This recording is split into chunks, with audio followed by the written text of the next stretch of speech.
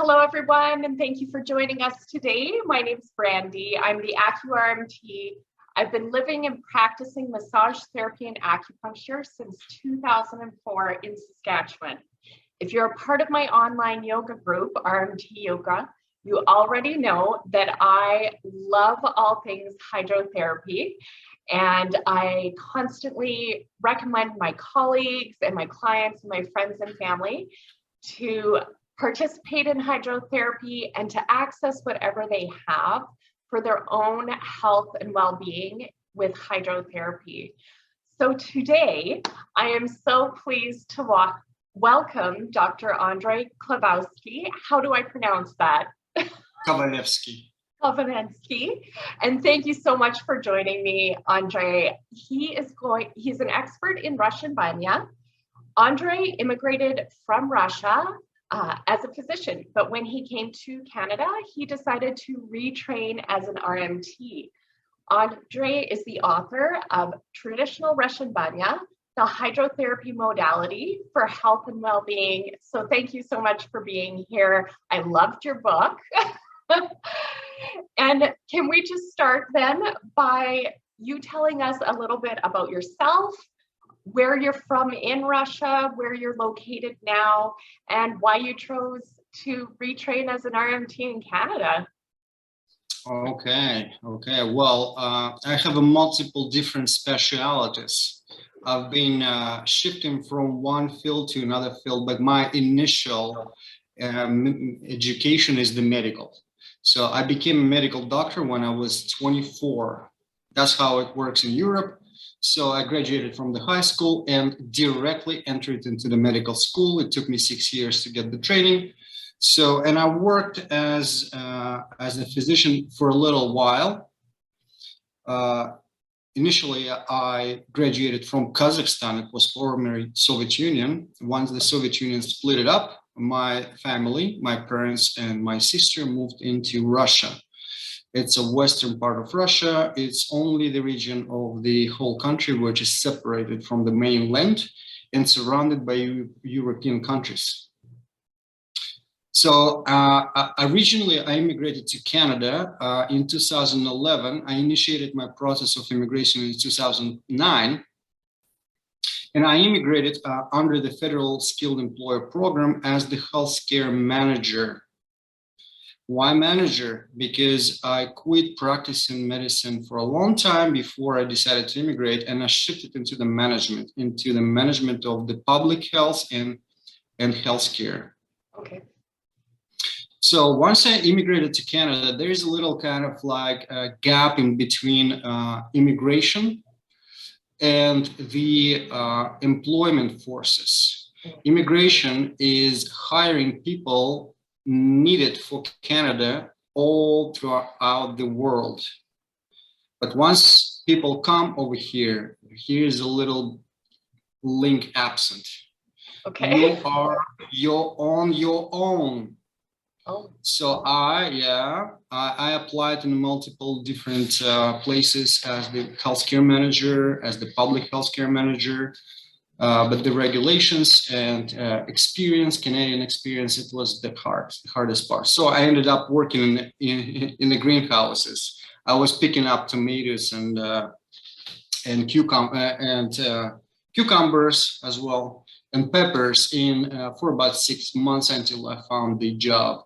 And after the year being in immigration, I decided to apply and jump into the circle of the healthcare again. Okay. So my initial profession is the healthcare. Yeah. I shifted to the real estate development while I was in Russia.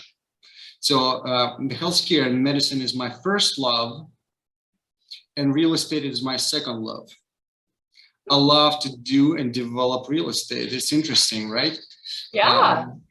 Yeah, but that's the healthcare, quite a difference in career spectrums there. Yeah, I used to be a manager of the real estate development company in Russia. We were building different objects throughout the northwest region of Russia, including the St. Petersburg, Murmansk, Kaliningrad. The last project I completed as the chief executive officer was the shopping mall, 42,000 square feet. Wow. I was in charge for the concept of the whole shopping mall.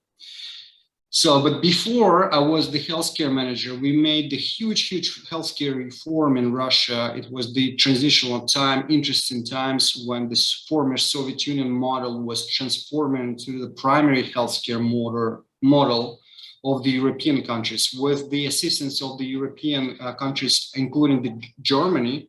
Okay. I participated in a nice, interesting project. We shifted and opened 25 family primary healthcare offices throughout the region where I lived. Wow. And I was the deputy manager of this project. So it was interesting project. That's why I submitted, when I submitted my paperwork to Canadian Immigration, they accepted my application without interview. When my lawyer called me, she said, "It's awesome. It's so rare when they didn't even ask you to come to Moscow for the interview," which saved me a little bit of money for travel and accommodation and stuff. Canadian immigration just accepted all my credentials by paperwork. Wow. Obviously, they verified from the embassy probably. Whoever is responsible for the immigration process, they definitely verified. I know that because some of the human resource department people told me that someone called to verify my credentials. Okay, so moving from working, in the management in healthcare, what made you decide to flip then into an RMT life and an RMT training? It's interesting because RMT is the healthcare profession. And once you are in the medicine, it's like a curse. Once you chose to help people, even if you try to relieve yourself from this, trying to shift your profession, yes, try to shift the field you work in, it always pulls you back into the medicine. So, and RMT profession was pretty easy pathway for me to get into the circle of the healthcare, because it's just a 2-year program. There was not much requirements. It's a private career college. You don't have to apply like a year before. Like if you go to any community college, you have to apply like way in advance. Actually, I applied for my program when the program already started. Wow. So you got in late? You were a late entry? It was the first year of immigration. I was overwhelmed with all this kind of stuff. The survival, need to work here and there, support family. I have a daughter and wife, and my wife didn't speak a word in English. So at that point, so I was late. I knew there's application for RMT program. I was late. I came into the college and they go like, okay, it's a last chance.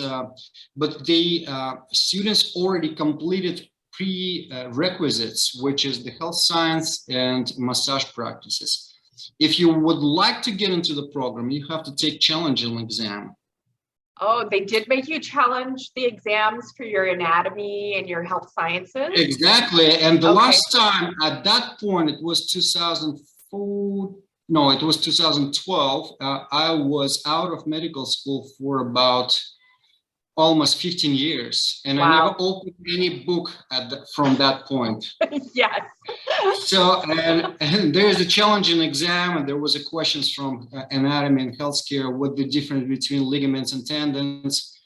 And I was sitting there and I was pulling from the background of my brain all of this information. And it was completely different language. Well, thanks to Latin, it was much easier because universal language of medicine is Latin. So it helped me to pass this exam, and I got into the program 2 years after I graduated, and it was challenging for me to pass all these exams.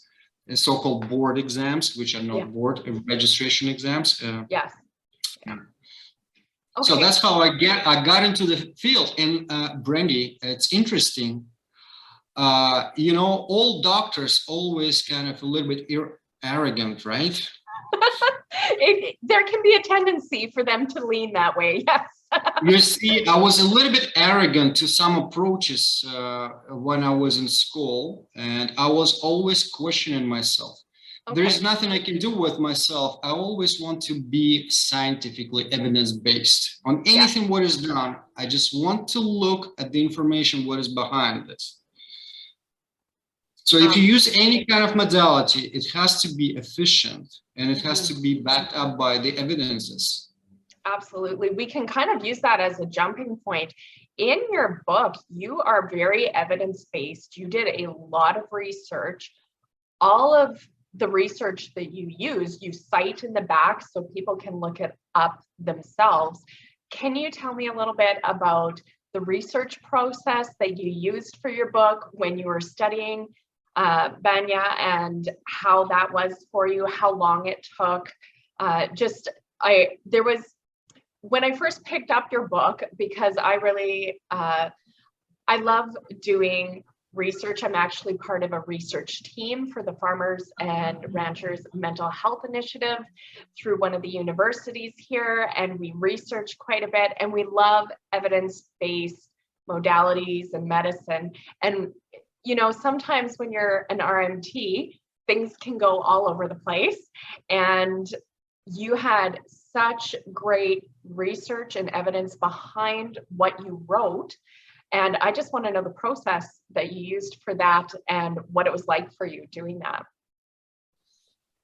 It's interesting because thank you in the first place, Brandy, that you noticed that is actually the only book about Banya and Russian sauna, which is which is based on evidences. Yeah. I read some books in Russian about Russian Banya, and there is a lot of still misunderstanding of the different concepts. Just some beliefs. So what is known as the empirical practices, you know, empirical practices which generation from generation been passed from grandmother to daughters and son and granddaughters. Yeah, traditional stuff. But some of these practices do not have evidences in a modern medicine. So thank you. I believe the University of McGill was the first in Canada and in the world which introduced the term evidence-based practices. Wow. So it was like 30 years ago, I believe. I don't know, I might be mistaken. And it actually came from Canada, and all the medicine right now throughout the world based on evidences. That's why it was, and there is a procedures. That's why it took us for so long to get the approval for the vaccines against the COVID.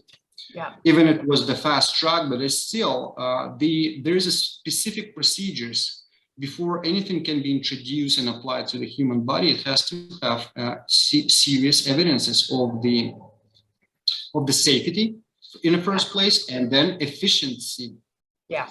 So actually, I was questioning myself. You asked how long did it take me to write the book? Actually, it was the process of thinking for years until I decided to put in a specific order all these topics, and I decided to choose the easiest way to describe it. I just physically split all the body into the different systems. We understand all the body, and when we say cardiovascular system or endocrine system, we always estimate that there is supposed to be system, but there is no system in the body. The body functions as one unit, and a lot of systems interact with each other. So, and they support each other. Like immune system always works in a close conjunction with the nervous system. If you only think about some kind of allergic reaction, even if there is no allergen around, it might trigger some somatic reaction in your body. You might just start have irritable eyes. You might just start scratching yourself around. That's how it's the best example of how a nervous system works in conjunction with the immune system. So physically, it was the COVID time. It was a lockdown. So I had plenty of time to think about it. And then I decided to put all together Okay. in one book. And if somebody will go on Amazon and find my book, you will find some negative reviews. Okay. Actually, one negative review was about the Russian sauna. Some guy has said Russian sauna is more than that. It's you could have write more than that. Go in depth into the traditions and stuff like that, to the history. It's not my topic. There's a lot of books written about the Russian sauna, and one of them was presented by the Pushkin House in London, Great Britain. Okay. About the huge, that thick book about the Russian tradition sauna. It goes into the centuries. Description, if anybody is interested, they just can simply pick it up. My goal was to describe Russian sauna as the hydrotherapy modality here in Canada, and hopefully in North America, maybe in United States, they will pick it up too and start digging into the depth. Maybe it's a beginning. The book is really small. I just condense all this information. I specifically was not putting a lot of water into the text. Yeah. I was very specific about a specific topic and what was the evidence behind this, about how the sauna works for the cardiovascular system. Is it going to increase or decrease high blood pressure? And actually, I'm also teaching in a college. And one of my students, it was a little discussion in the classroom. I said, no, I forgot what was this about. And I said, no, it's not true. And she goes like, but the book says. Oh, no, that is not true. Because all my experience and all my previous knowledge tells that is not true. It can't be like this. And she goes, but the book says. I go, anybody can write the book. That's what it brought me to write the book and say, okay, here's the book says now. Yes. And here's what the evidence says. So what do you think then? What are some very common misconceptions that you've noticed RMTs or other practitioners have about hydrotherapy and Banya, and even your clients? What kind of misconceptions are very common that you face quite a bit? The first misconception, a lot of people say, I cannot hold on so much heat. Okay. They go like, oh, it's too hot.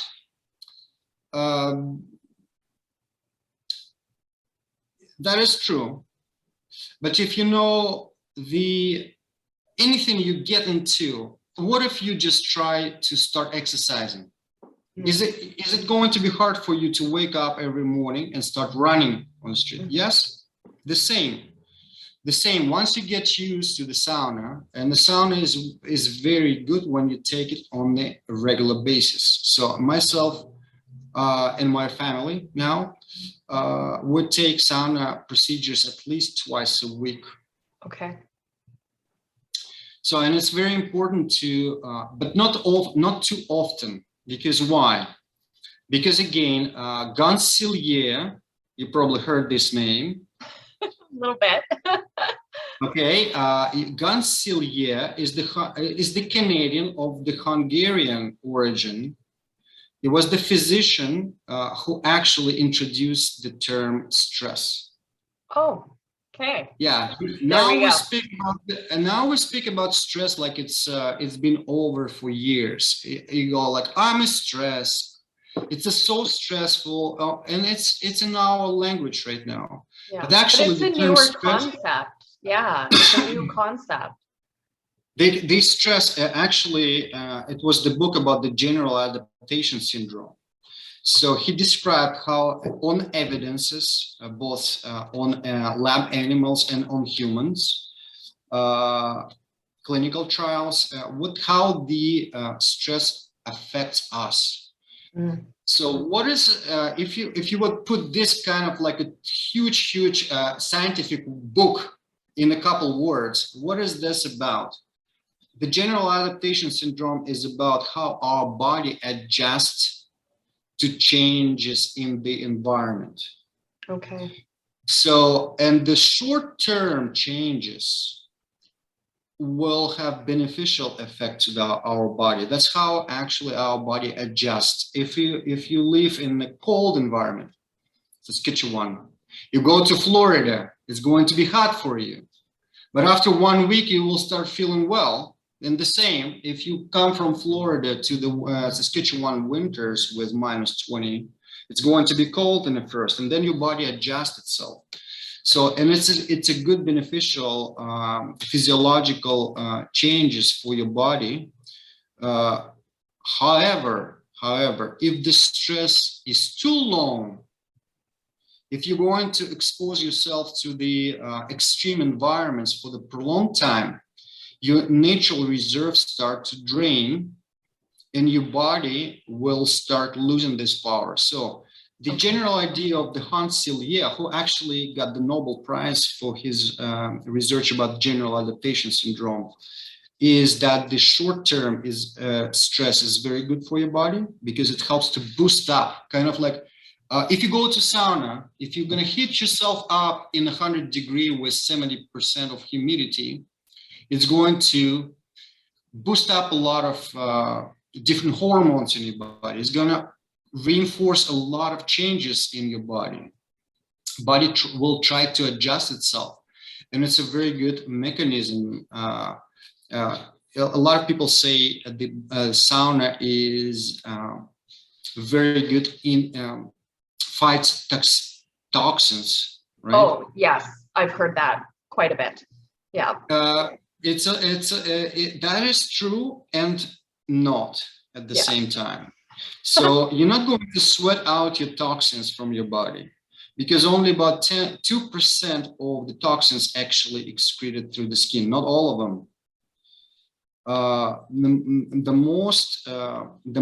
Most toxins are going to be metabolized in your liver and it's going to be increased with the kidney, excreted with the kidneys. Yeah, so you're just going to go to the washroom and excrete the toxins. Exactly. There, yeah. But so what sauna does, it increases dramatically circulation. If you go to the sauna and stay there for 10, 15 minutes, your heart rate is going to go up. So what it does, it's going to clean, it's going to run through the liver many, many times, much more than in regular environment. That's how the cleaning process goes. And then it's going to distribute it into your intestines and it's going to be excreted with your feces, or it's going to be excreted through your kidneys. Yeah, because a lot of people, we do tend to have this notion that detoxification, you know, I didn't actually know that only 2% of the toxins really get released through the skin and through the sweat, where we have this idea that it's a primary modality of ridding ourselves of toxins, but it's really not. It's more about going through the urine. So the heat then from the sauna, increasing your circulation, causing that to go through the liver, that's really more the primary modality of detoxification that way? That's right. That's right. It does indirectly.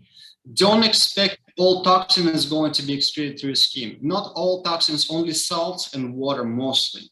Okay, yeah. Moreover, in an extremely high environment, your body is going to try to bring itself to the homeostasis. Yeah. So it is going to increase the level of ADH, which is anti-diuretic hormone. So once you're in a sauna, you're not going to pee, you're not going to want to pee so much.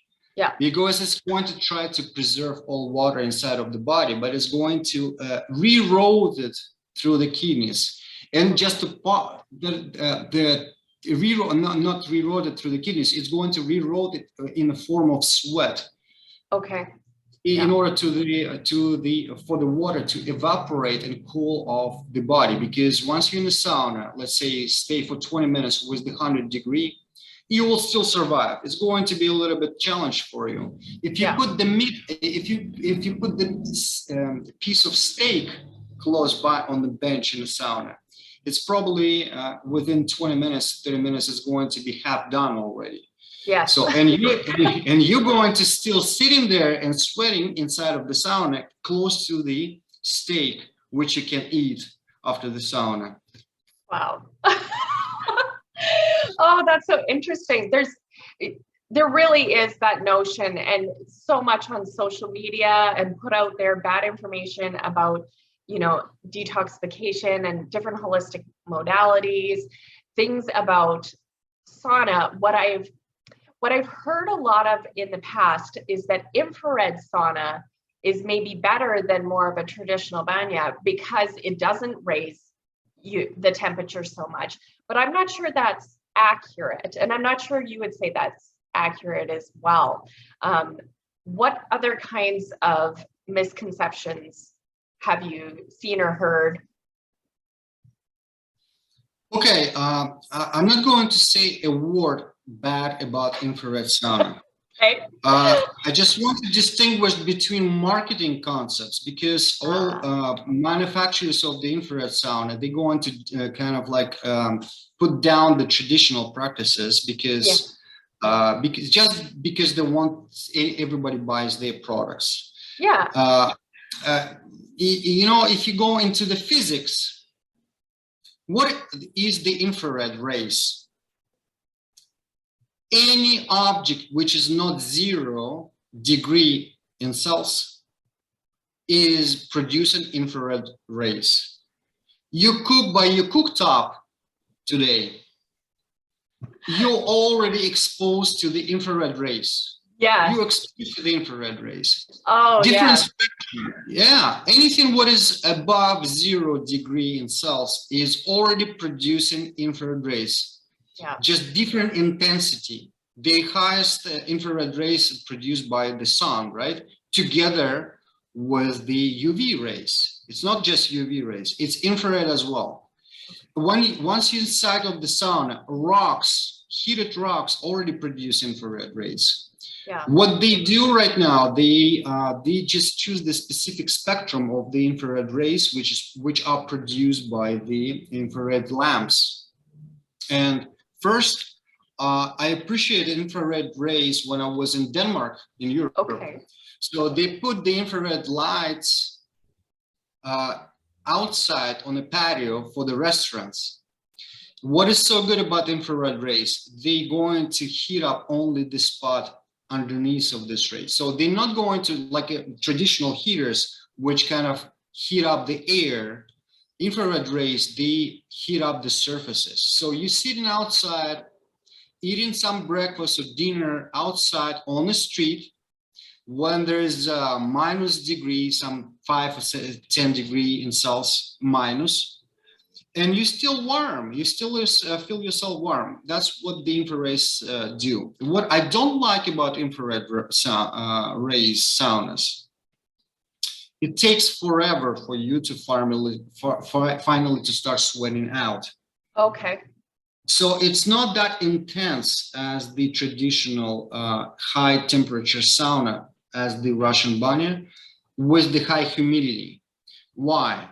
Because again, getting back to the Hans-Selye general adaptation syndrome, when you go into the sauna, you want to put yourself through the stress, short-term stress. You want this banya and high temperature will boost up the release of all necessary hormones, including the somatotropin, which is important not just for the kids, for the growing of the healthy growing of the body.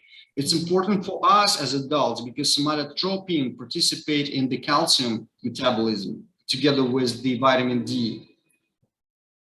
So it's very important, and it's been found that the somatotropin inside of the sauna is actually released in the tremendous amounts while you're inside of the sauna, while you're taking the sauna procedures. So that means if you go regularly to the sauna, that means you're not going to end up with the osteoporosis at the later ages, right? Yeah, yeah. So would you think then that twice a week routine is really ideal, or does it vary between people depending on their condition? What do you think is kind of generally a good idea in terms of routine? How often, how long for an average healthy person? Obviously it would have to be changed. Someone starting out in a very ill and unwell state, someone who doesn't take care of their health very regularly or have any good healthy habits going on, maybe poor diet, maybe lack of exercise, those types of things, they're going to start at a different place because they won't be able to handle the stress and of the sauna compared to maybe someone who, let's say they run often and they want to incorporate sauna into their lives. They're going to be able to handle more stress of the sauna in a shorter amount of time. Or is that the right style of thinking? Let's say if somebody is in a general well-being, right, already. Yeah. So that means they don't have bad habits, they don't smoke, they don't drink much, they do exercises. So this person can easily step into the new experience and start practicing sauna on a regular basis. For those who wants to start the new life, starting Monday, let's say, right? Yeah. So sauna might be incorporated into their new life. So obviously it's important. The sauna itself cannot be treated as the standing alone modality to treat many different conditions. Sauna helps pretty well. And again, there is a pretty good scientific research, let's say with depression. Yes. So somebody who is in a moderate state of depression, let's say, or kind of transitional from well-being, from being well-being in a well-being state. I'm sorry for this combination of words. That's all right. So, and in between turning into the real bad depression or depression, general depression disorder. So sauna helps with the moderate and mild depression. So because sauna, the same as the massage therapy, which is also proven in the lab, in the clinical study, it does help to release the hormones of happiness, the natural hormones, endorphins, and all these hormones of the happiness. The same what people feel after the sauna. I do have on my website, and initially when I just opened my sauna in Windsor, I just needed a little mild promotion also in the social media. So, and I was talking just to regular clients of my sauna, and they just, I tried to promote it through the media, and they go like, what is the difference between the sauna and the gym and Russian sauna? I go, it's impossible to understand. There is no words to explain. You have to go and experience it yourself. Yeah. I'm sorry for this kind of example. Maybe it might not be appropriate for the audience, but how would you explain what you feel when you have sex? Yeah. In words? How? It's impossible, right? Right. So you have to go and try, and you have to go and try the sauna procedure yourself, and then you will feel how your body will be melted at the end of the procedure. It's recommended to have it the second half of the day, just a few hours before you go to bed, and then you will sleep like a rock. Yeah. Those who have mild depression usually combined with the sleeping disorders. People having troubles to fall asleep, or they're waking up earlier. There is a different kind of modifications of the insomnia. Sauna helps with both of them. It's also scientifically proven. So tell us about, like when you're in the sauna, tell us about the dreaded cold plunge of cold water coming. And also there is I don't want to say whipping, but there's like the brooms that you use or the branches that you use. Usually are they birch? I'm wondering. Birch or oak. Birch or oak. Okay. But technically you can use any. So what do we use initially in a tradition years ago? The birch leaves have high alkalinity. So they're actually, sorry to interrupt, birch actually is, it contains the chemical basis of what we make aspirin out of. So it's, I think it's pretty much like a low-level anti-inflammatory, probably. It is. Because that's what aspirin's made out of. It's made out of birch. And that's I always caught on to that. So I'm wondering, probably there's some benefits chemically with the leaves coming into contact with the skin with some anti-inflammatory properties there. I didn't know that, Brandy. I never heard that the birch has the components of the acetyl salicylic acid, which is aspirin, right? Yeah. So I never heard that, but I know these birch leaves have high alkalinity, and when we use soap, we just immerse our hands into the alkaline solution, right? So that's what this foam is formed, and foam get into the pores and cleans it out. So initially birch used instead of the soap. When it was the soap not introduced, they used just kind of like rub themselves with the birch leaves. Okay. And on top of the anti-inflammatory, it was just a regular physical cleansing procedure. Mm-hmm. Okay. So on top of this, when we use birch whisks in the sauna, we increase the heat load while you're inside of the sauna because of this convection. When you use the birch inside of the sauna, you know what is going to happen when the convection is increased, right?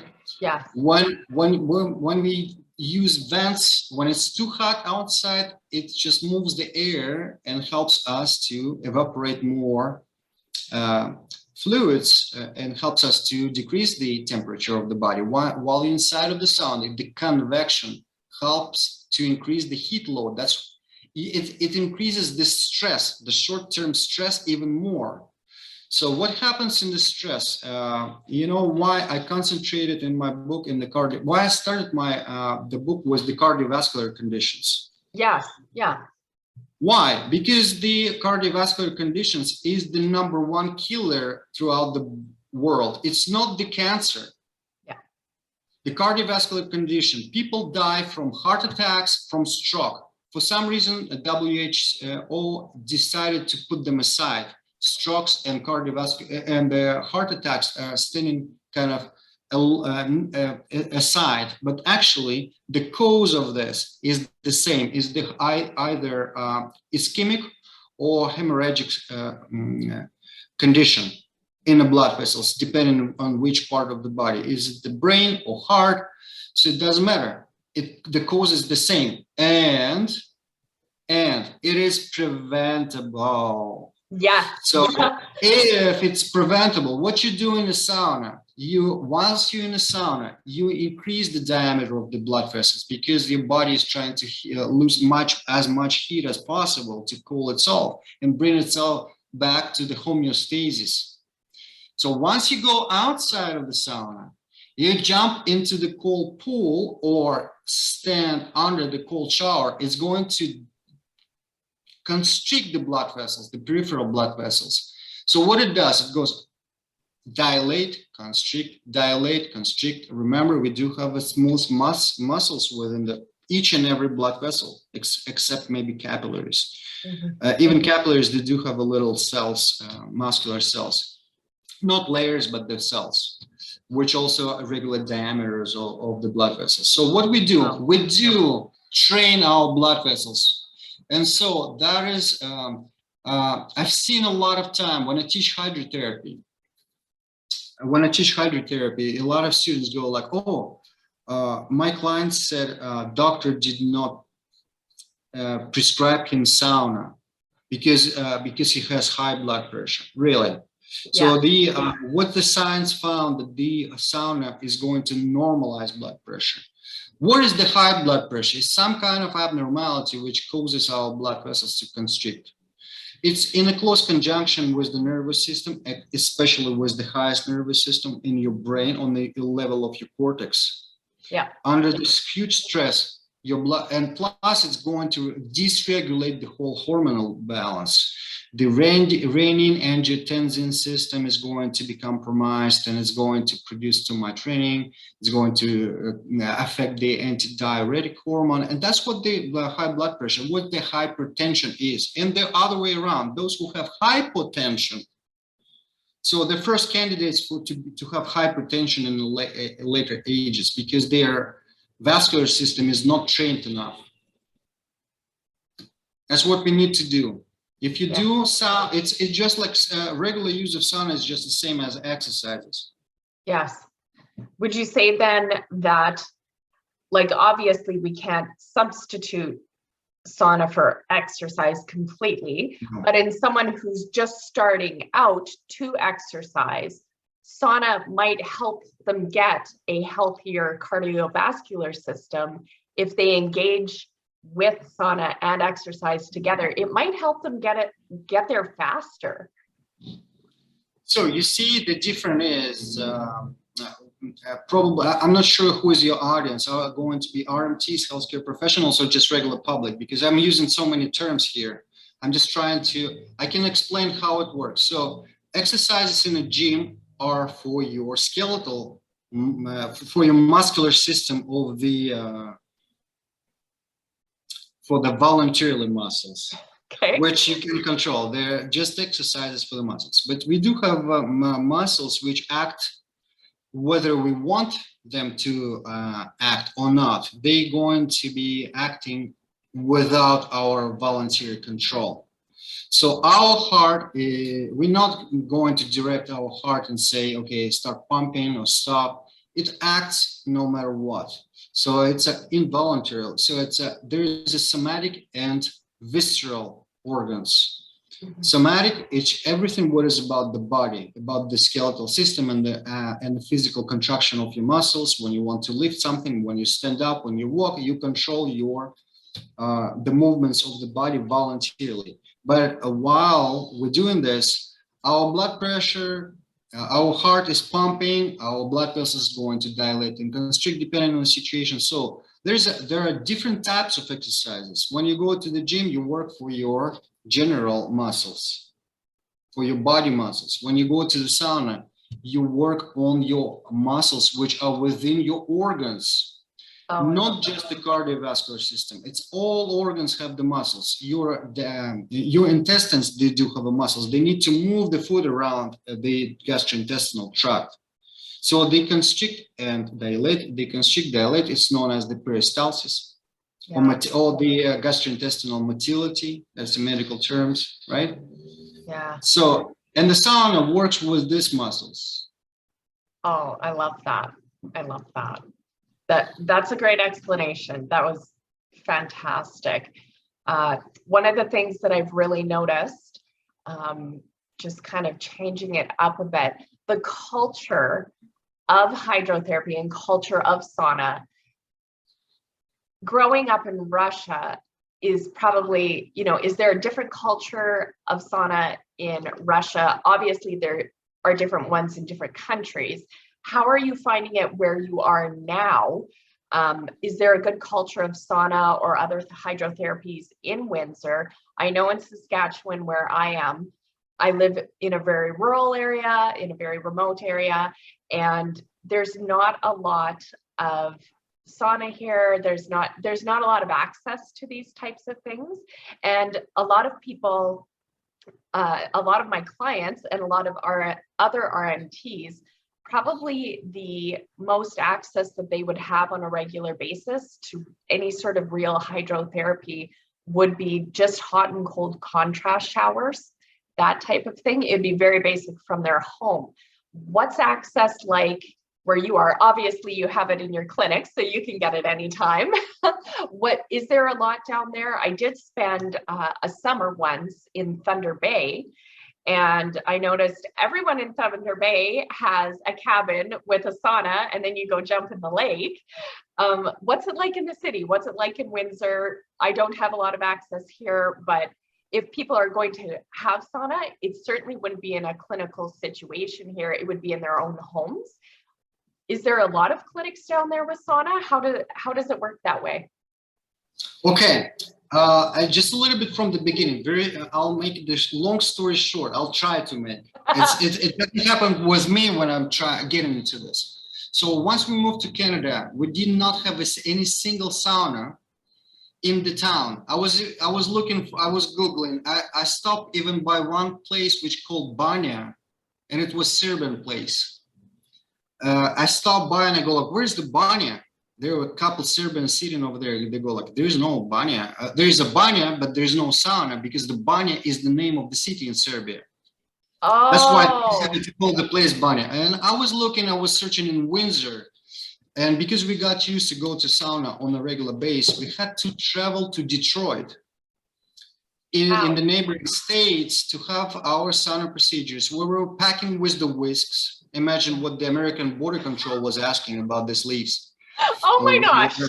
Yeah, they go, "What is this for? What is this for? Are you smoking this?" Or no, it's a different story. So we were traveling to states to have the sauna, and once we bought our first house, I actually managed to get pretty good deal on the barrel sauna. Okay. I ordered barrel sauna on Amazon just for $1,500. It was a very good deal. I imported from States and I installed it on backyard of my house. And we start having our sauna like a year after we immigrated. We start having our sauna on the backyard. Once we sold the house, I sold the sauna to my friend in States, and he take this sauna back to States. Actually, we brought it from States. It was made from Canadian red cedar, but it was assembled in States for some reason. Interesting. They import our red cedar and then produce some goods and sell it back to Canada. So it's interesting economically, but it was a pretty good deal. So I got my sauna. So that is the message. If you really want, you can always find. And first year of immigration, imagine I made, right now, I just look at my pay stubs back then, like 10 years ago. I don't even know how all our families survive for this money. I made $17,000 a year. And even having this kind of salary, working hard, I started delivering pizza and stuff. I managed to buy this sauna because it's, if you have this goal, you can open it. Exactly. Yeah. So, and once we sold the house together with the sauna, I decided to move my office and open the office because previously I was practicing out of my house. And I managed to have 2 rooms for the massage, and the back room was pretty large, but it was not so good for the massage because it's too large for massage. It's too small for 2 massage rooms. And I decided to build the sauna. And I said, okay, since we sold our sauna, I'm going to open the sauna on the back of my office. And I'll try to promote it as the commercial sauna experience. And I said, okay, even if it's not going to go through, if you won't have clients, at least we will use it ourselves and enjoy. That's it. Win-win situation. And actually, it happened to be pretty successful. My return on investments happens to be, I invested about $6,000 in order to install. It's a very good red cedar lining. It's a good heater. And within the first year, I returned my investments. Within first year, I returned my investments. After 10 years, I started gaining money. It's became separate business cash flow for my business. So I was massaging. I did not insist on the clients to go and use sauna because as regulated healthcare professionals, we cannot kind of insist on soliciting clients on any kind of modality. So I was just explaining, there's a lot of posters around my office about benefits of the sauna, and people kind of, everybody has to have to find their own way to the sauna. And I've seen some people, they Googling, they looking at the YouTube, they coming in. I've seen some people coming in from the more advanced regions of Canada, like from BC. They go like, oh, there's only one sauna in Windsor. There's a bunch of them in BC. People from Toronto go, oh, we do have a Korean saunas over here. I go there. We have like 5 or 6 Russian saunas in Toronto, and only one in Windsor. So I became monopoly. So all clients who wanted to have sauna, they start going to my office. So, and for those who want to have this experience, they can just set the ultimate goal and find the way to install the sauna inside of their property, or establish as the business practice and start kind of like promoting this. Because speaking of the sauna experience, the original North American population, including the Canadian indigenous people, they used to have sauna practices. Yes. But they've been destroyed by the Europeans because they thought it's kind of like it's inappropriate, insane practices when they go into the sweat lodges and medicine men. It's just speaking kind of like a spiritual stuff. But spiritual stuff in the native population was important. But this physiological effect of the steam was also used in the sweat lodges as well. Yeah, I have quite a few First Nations friends who live in the area. And I will say that I know I just said that it's hard to access hydrotherapy and sauna here, but there are a lot of sweat lodges and a lot of, they call them sweats. I'm going to a sweats, or that's what they do here, or what I've heard it called. And there is a lot of that goes on in our First Nations population now and again. Yep, it's a thing. It's a thing. And even going camping, and within certain regions of the area, people will build their own lodge, their own sweat lodge, and you can see what that looks like. And it's very cool. It's very interesting. And I wish I would be able to visit this kind of sweat lodge. I know in some provinces, health units even offering courses about sweat lodge procedures. You know, in States you can buy kind of like a continuing education course for the sweat lodges. Over here, when I spoke, when I spoke to indigenous people over here, they're not supposed to sell it for money. This experiences has to pass from one generation to another, and they cannot take money. So what they do, when they put this on commercial base in States, it's not quite about the spirituality of the sweat lodge and experience of the medicine man. So you can get this kind of courses for free in some provinces. I was Googling, I just didn't get to the point when I actually went in to get this course and experience and get certificate of the traditional indigenous medicine men practices in the sweat lodges. I know if you dig into this, you might come across this information and you can travel. I'm not sure, it's been a while when I was Googling this, and actually you can get it. If you have this goal, you can find the way to learn. That's really cool. I haven't heard about the courses before. I know in the area, if I wanted to experience going to a sweat, I would have to be invited, right? And just have that sort of traditional invitation and be invited. And, you know, it's kind of an initiation kind of thing as well. And yeah, there's so much to it. But what do you think from a business perspective then, putting it on in an extra room in your clinic, the average massage therapist, they're going to make that money back as well too and start seeing returns on their investments? Yes, it's definitely going to work. And plus, as a healthcare professionals, as massage therapists, we want to do anything and everything for the benefits of our clients. Yeah. And if you just install this kind of modality. So last year I had some continuing education course back on my backyard. I just sold the property. I used to have a nice Lakeview property, 6 acres of land. And I just built the sauna. I was visiting Denmark and Sweden a couple of years ago, and I visited their saunas. And what they do, they build the sauna on the at the end of the piers, which runs into the Baltic Sea. Wow. So and they do have huge windows. You can sit in the sauna and enjoy nice sea view. So I stole this idea. I installed this sauna on my backyard with the lake view, with the nice window inside of the sauna.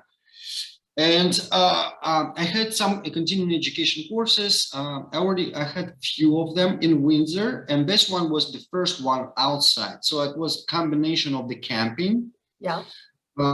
sauna courses, and plus I do have a friend of mine. He is a very spiritual man. He likes all this kind of Indian meditation practices, and he was providing his practices also for those who decided. And one lady, one of them, I asked, why did you decide to take this course? Because she said, because I installed infrared sauna in my office. And when I got in touch with the insurance company, if I can bill it, they told me, as far as you get certificate that you receive the training in the sauna procedures, you will be able to bill it. Really? So yeah, and it's the reason why I wrote the book, again, back to my student, the book says, the book says, there we go. If you decide to incorporate it into your practice, as far as you incorporate it into your practice, as far as you put your hands on the client and it's incorporated in a form of hydrotherapy, you will be able to legally bill it. That is why also I participated. You see this book? Oh, let me just turn the background so you can see the book. Another one. Choose virtual background, none. So you see this book? Yes. Have you seen this book? I haven't seen it before. No. So it's one of the best books about massage therapy in Canada. There's 2 volumes of this book. It's a massage therapy book. Is edited by Dr. Wisniak. He originally lives in British Columbia. Okay. So, and you see who is among the authors? Andrei Kovalevskii. There you are. So it's another book, and there's a huge chapter which completely dedicated to the hydrotherapy. Okay. So the more books about the hydrotherapy, the more evidences we can provide, the easier is going to be for us to bill it in a form of the massage under the massage therapy. Yeah. Wow. Okay. So tell us about then, because they said, get the credentials and you can start billing it as massage therapy. Tell us about your course that you offer for Russian Banya. During my course, I've explained all the techniques. Yeah. All the like any other modality you teach, you will always explain the safety precautions, contraindications, solo stuff, and a lot of hands-on practices. I will direct students how long they should be there, how long they should be out, what is the time for the recuperation and stuff like this. So if you wish, you can collect the group of students, like 5-6 students. I can fly. We can rent out some. Do you have any commercial sauna somewhere close by? I know in a rural area might not be, but what is the major cities? They should have sauna. Okay. Yeah, we don't in Saskatchewan. There's a couple spas that we have, but they don't have proper saunas in them. It's one of them doesn't have a sauna at all, and then the other one it does, but it's not great. Even if we can rent out the sauna place at any gym and convert their dry sauna into the steam sauna just for a little while. Yeah. So they trying to disencourage all clients to pour water on the rocks, because the majority of the heaters are not designed to handle this, because it's going to damage the heating elements. I do have the specific heater in my sauna, which has the specific stainless aprons around the heating elements. So it's not going to damage the heating elements. But for the short term, and people always pour water in the sauna, even if it says the huge signs, do not pour water. Sometimes it's too dry and people just pour water anyway. Okay. So if for the short time we can rent out this kind of place, gather like 5-6 people, and I'll show the techniques and everything. You'll all get certificates. It's a little bit of my promotion. So I'm planning to do the same in BC with Dr. Wisniak, maybe in the nearest future. I have a couple courses here in Canada, not upcoming, because I'm going to be busy for the next couple of months traveling around. Wow. Awesome. Yeah. But that's so cool. again, where can people get a hold of your books? I'll get you to email the links to your books, and I'll post them underneath the videos and things like that, of course. just Amazon. Yeah. Just go Google Russian sauna as the hydrotherapy modality is going to pop up. I can send the link, obviously, if it's going to be easier. Yeah. But as I tell my students, it's Russian school, kind of like my attitude. And so if you want to learn something, you have to put a little bit effort in it. Yeah. Right. So I can give you the link, but it's not the. I'm going to give you a rod, not the fish. Right. Yes. So it's simple, right? If you really want, it's okay if you just go and put a little bit effort in this. So it's easy. Exactly. Yeah, well, I found your book. I wanted to learn about Russian Banya, so I found your book, and it was easy enough to find just on Amazon. Wow. So do you like it when people follow you on social media then with your hydrotherapy, other RMTs, when they follow you for things like that? Can we post like your social media stuff, or is that something that you can put you on social media easily? I'm a kind of public person. I was in politics back in Russia. That's what forced me actually to leave the country. I was against Putin. Yes. So and it became kind of uncomfortable for me to stay in the country. Otherwise, I would stay in a jail right now, probably for some kind of fake offenses or something. That's what happens in this kind of dictatorship environment. So that was the main reason I wouldn't leave my country ever with the other circumstances. As being one of the opposition leaders in my region, I had to leave the country. I've decided to postpone this kind of political part. I was always public person. I was running different election campaigns back in my hometown. So, and I'm pretty open. And I do not have a specific channel dedicated to the hydrotherapy or massage. I do have a sauna and Windsor massage pages on the Facebook. Yeah. I honestly tell you, I abandoned some time, and it's kind of hard. It's kind of hard to keep up. And even when I teach my students in college how to run their social media, I tell them you have to constantly update. You have to post some content, because that if you do have subscribers, you're responsible. Once you start having subscribers, it's just like regular work. And because I already gained enough clientele for my business, I don't need any more promotion. So I just got a little bit lazy on this one. And so, but if you post it, it's okay. I'll just repost it on my page as well. So it's okay. Awesome. Well, I want to be mindful of your time, and thank you so much for joining me today to talk about Russian hydrotherapy, all your experiences. It's been such a great conversation. Thank you so much. If there's any last words that you would want to tell registered massage therapists from all over Canada about Russian Banya, and what would you say? First of all, the word Russian nowadays doesn't sound well. It's associated with a little bit different stuff nowadays. It's associated with blood and war.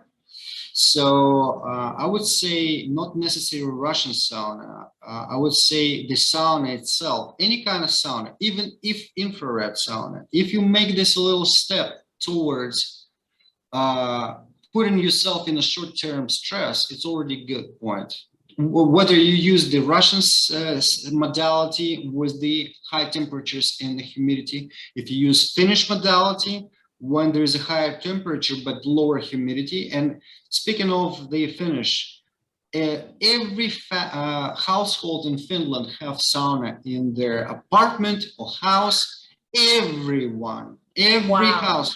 You go anywhere, you will come across the sauna. That's their population. And And Russian people have a very close roots with the Finnish population. Like I do have a 70% in my DNA of the Finnish, of the Scandinavian population. So the country was split apart from Russia like in the beginning of last century. But we do have a huge ties. It's always been interconnected. Russia being in between East and West. We do have a lot of modality from China, from some European nations. So we kind of absorb all of this diversity from the different nations. So my last words, not necessarily Russian sauna. You use sauna and it's going to be good for you. And find your own pathway. There is no universal recommendations for you guys. Find your own pathway to the well-being using the heat and cold. And it's better to have altering modalities, heat and cold modalities. That is the best use of the sauna when you alter heat and cold procedure. Extreme heat, extreme cold. Okay. Well, thank you so much. I appreciate this interview so much. It was such a pleasure talking to you. It's such a pleasure learning. You have so much knowledge about this, and I really appreciate being able just to tap into your expertise. I love, love, love that you put so much work into evidence-based treatment and modalities. That really was one of the things that made me want to talk to you so much. And yeah, hopefully maybe we can talk again at some point and have another discussion. Yeah, thank you, Brandy, for invitation. Thank you so much. Thank you very much. Have a great day, Andrei. Bye for now. You too. Bye now.